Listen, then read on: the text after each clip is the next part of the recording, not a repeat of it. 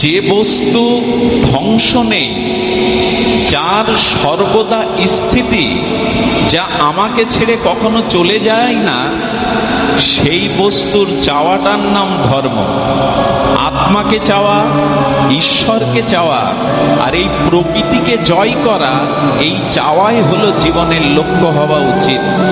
বাড়ি গাড়ি বিত্ত বৈভব, এই পৃথিবীতে রূপ যৌবন যা কিছু, তার অস্তিত্ব সৃষ্টি হয়েছে, লয় হবে।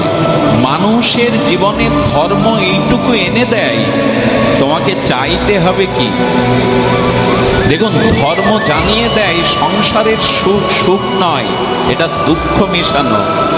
ধর্ম জানিয়ে দেয় স্ত্রী পুত্র সংসার বিত্ত বৈভব রূপ যৌবন এগুলি সুখের নয়, এগুলি ভোগের দ্বারা ক্লান্তি আসবে, ভোগের দ্বারা দুঃখ পেতে হবে।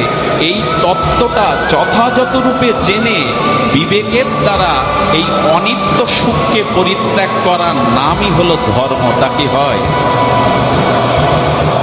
ভগবানকে চাওয়া, আত্মাকে চাওয়া, প্রকৃতিকে চাওয়া, এই চাওয়াটার বিনাশ নেই, এর ধ্বংস নেই।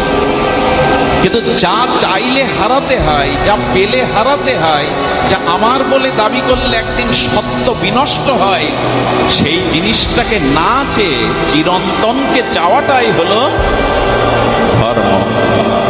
আমরা তা চাইছি না।